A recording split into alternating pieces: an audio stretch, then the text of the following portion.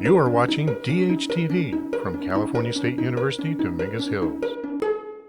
Now, one of the things about history, when we take a look at history and we take a look at the past, we use a tool, historians, is known as periodization. Yeah? So history and periodization is very important.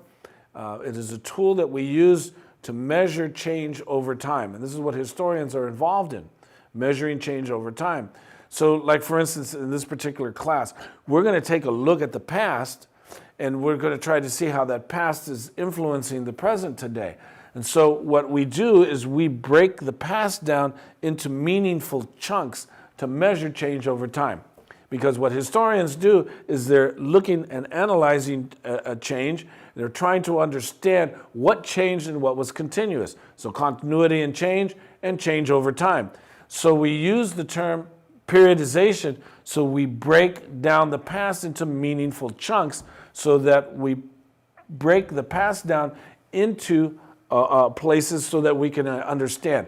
Like, for instance, if I were just to throw out a date, 1492, all of you automatically would think of what happened before and what happened after, because 1492 is the year that Columbus arrives in the Western Hemisphere. So that's a benchmark date. We use that. 1776, there's a benchmark date there that year, July 4th. That's a benchmark date that helps us to understand change over time. What happened previously, what happened after. So we're constantly using that in history, okay?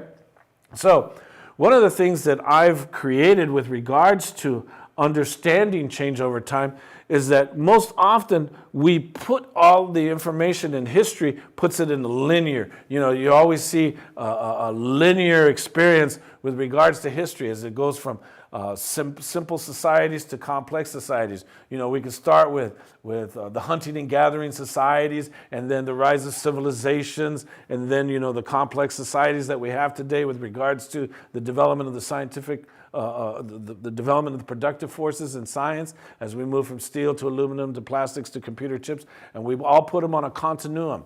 You know, we got 1492, 1776, the 19th century, the 20th century, 1910, 1920, the 1950s, the 1960s. And supposedly, you know, we're over here in 2018 and everybody else was back there, so we kind of take a look in terms of linear. There's the linear experience, and it kind of gives us an idea that we're more superior to people who are over there, because after all, look at what we're living in with the new technology that we have. You know, we have push-button civilization that we have today, and we're always taking a look at, oh, look how primitive those people lived in the past. That's our linear experience, and the linear experience kind of tends to give us the notion that we're more superior to societies that lived before us. I take what is known as a cyclical approach, okay? I take a cyclical approach because we live in cycles. We're not any more superior than the people who lived 20,000 years ago, because the people who lived 20,000 years ago can deal with the climate change that's going to happen to us, because we're not going to be able to survive climate change because we don't know how to go out into the earth and identify the plants and the animals that are going to help us survive this catastrophe. But people back then, they had a really nice understanding of the respect for the earth and a knowledge, an ethnobotanical knowledge that allowed them to survive off the earth and what the earth had to offer. So we're really not as superior as those ancient populations are. We just are more dependent on technology, and technology has divorced us from the elements. So I take a cyclical approach because most often what happens is that everybody says, well, history repeats itself, or you're doomed to repeat history. No, what we do is we live in cycles. We live in cycles, so in these cycles, we have different patterns that we follow from the past, okay? Because we're all human beings, all right? And we do the same things as all human beings have done throughout entire history. So I believe in a cyclical approach, okay? And so in this sense, when we take a look at the Chicano identities, we want to take a look at what Chicano means, okay? And this is where I'm going to share with you the different Chicano identities, and I'm going to take a cyclical approach. And in this particular case, I'm going to periodize the past in a circle rather than a line, Okay, so if we can get this chart here, and I want to share with you something about the different identities, because one of the things that is most important, and this is where I fit in, I want to share with you my understanding of my identity as a Native person. So let's take a look at this particular chart, and you'll understand something about the cyclical approach.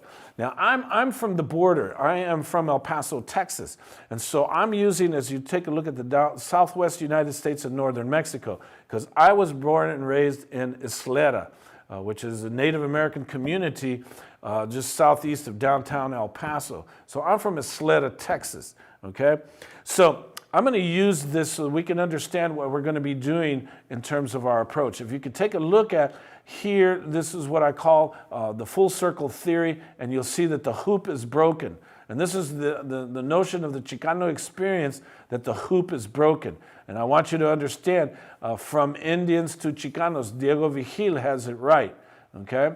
So here is 1492. So everything that becomes before is that indigenous identity. This is the root of the Chicano experience, is the native identity. So when we take a look at the historical experiences of Chicanos, all the way to 1492, that is our native past. Now, many times I'm always asked by some of my friends who are high school teachers and grade school teachers to come in and talk to their students and share with them something with regards to identities, because everybody says, well, are we Mexican, or are we American, or are we Hispanic, or are we Chicano, or what are we? So I share with them this particular experience. This chart is a periodized chart. It's my full circle theory.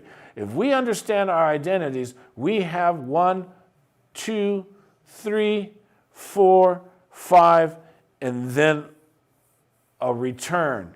A cyclical. Life is cyclical. So our life has been in a cycle. We start with our indigenous identities prior to the arrival of Europe.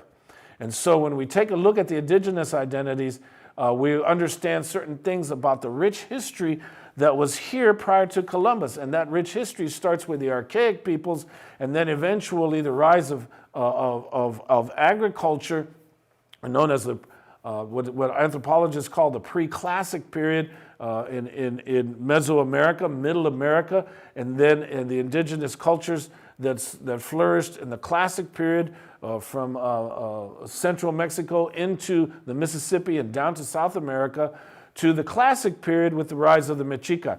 So there is a native identity that's very important, because we as Chicanos, we're part of it. We have it in our blood. As you shared, the red beans, these are the red beans. Then when the red beans, their history goes 1492, Columbus arrived, so the white beans arrived. And the white beans brought black beans with them from Africa. So the white beans and the black beans arrived, and then they also are going to recruit yellow beans from Asia. Well, I'll be talking about that in this class. So the indigenous, the red beans, are going to encounter what is known as the Hispanic period, or the Spanish colonial era, between 1492 to this year, 1821. In this period, everybody, the most important identity that was emphasized was the Hispanic, to the detriment of the indigenous. All indigenous memories are going to be wiped out for a Spanish colonial past. So the colonial settler societies are going to be very important. And in this period, there's going to be 3 major institutions that are going to be introduced that we're going to be dealing with in this class, and that is the mission, the presidio, and the pueblo. The rise of the mission system, the transforming peoples from native peoples into Spanish-speaking workers, and we're going to appreciate that in Chicano Studies 100. The Spanish colonial period emphasized things Hispanic. But what's going to happen with regards to the racialization, and the racialization process is going to be introduced, where native peoples, Africans, and Asians are going to be excluded to and those who are going to be in an advantaged position, are going to be those who can prove their birthright to Europe. So Hispanic becomes important. There is a Hispanic identity, a Hispano identity, that's going to be shaped in this period between 1492. Now, in 1810, I should have put 1810, but by 1821, a new constitution is going to be written where Mexico, Mexica, this term Mexica is going to come from the indigenous experience. Mexica is going to become the new identity. It's going to be known as Mexicano, and this is the Mexican national period. It will begin in 1821 with the creation of a separate Mexico, but by 1824, a constitution is going to be written, a liberal constitution creating the nation of Mexico. So a new identity is going to be forged based on an appreciation of the indigenous identity and no longer referencing Hispanic. In fact, Mexicano refuses, in fact, the liberation that occurred here in this experience to create the Mexicano is to downgrade the Hispanic. They call them the Gachupin. No longer are Mexicans to identify as Hispanic. They are now Mexica, Mexicanos, back to the indigenous. But something curious is going to happen here in the southwest United States and northern Mexico that's going to transform this identity, because the United States is going to have a war with Mexico, create a war with Mexico, and within 2 years take over half of what Mexico is. And so the identity is going to change once the United States comes in to occupy the other half of Mexico. So a new identity is going to be created by 1920, because Americans are going to take a look at the Mexican experience and they're going to say, well, are you Mexican or are you American? And so the Mexican-American experience is going to come about as a result of the U.S. occupation. So as you're going to be reading Vigil talks about the 6 C's in culture, the 3 C's, the first 3 C's, the second 3 C's, and then establishment and toleration. So there's class, culture, and color, and then contact, conflict, and change. Class, culture, color, contact, conflict, and change. But I'm going to share with you the racialization process and the 4-part process of change. So there's a Mexican-American experience that's going to go all the way from 1848 to 1960. And what's going to be unique about this experience is that by World War II, a lot of Mexicans are going to join World War II, and they're going to go fight against fascism. When they come back, they're going to have to face the racialization process. And in that process, Mexican-American comes into acceptance for the population. But it never addressed the racialization process. It never addressed identity, so that by 1960, there's a civil rights movement and Chicano comes into existence. Now, Chicano, the understanding of what Chicano means is to address to resist the racialization process. Chicano means that you appreciate the identity that came out of the struggle of being in a disadvantaged position, of being in an isolated position, of having to deal with the prejudices. In fact, Chicano was a term that was used in this era to identify lowlife, to identify working class peoples who the upper classes looked at as with disdain.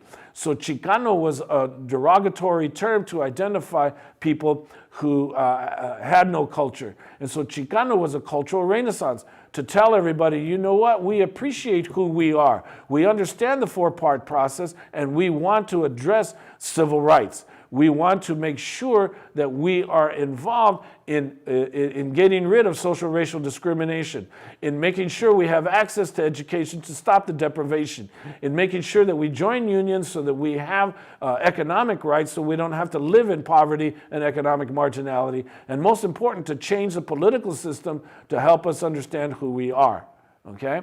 So there's been different identities as we go full circle. Now, Chicano meant to also go back to the native roots. And that's what I represent as part of the Chicano movement, is that I'm going back and understanding a native past that has been wiped out from us since then. And this is what the Chicano movement is all about, bridging that gap, making this circle complete again, as we saw in what Felicia Fe Montes is attempting to do with Mujeres de Maíz. She's moving back to the indigenous connection. And that's what the Chicano movement is all about, making this circle again to start all over again, going back to our traditional roots, which is in the land. This is so important. So we have many identities. We have an indigenous identity, we have a Hispanic identity, we have a Mexican identity, a Mexican-American identity, and a Chicano identity. But the identities, we can eventually, once we move back to indigenous native, we can recognize that. But in 1975, there was a reaction by the elite classes, a reaction by the dominant society to Chicano. And so they began to emphasize that they want Mexicans to become Hispanic, because after all, Mexicans are deported, not Hispanics. So the idea was to go back to the Spanish past. And when you go back to the Spanish past, you deny the historical struggle of coming to Chicano.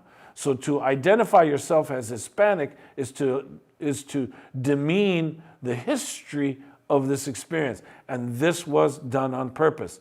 So you need to recognize that if you are a Mexicana, if you are a Chicana, if you are a Chicano, if you are Mexican, to identify yourself as Hispanic is what the larger society wants you to do, because it emphasizes Europe and it emphasizes that experience. So really what the Chicano means is going back to your indigenous roots, because we are part of it.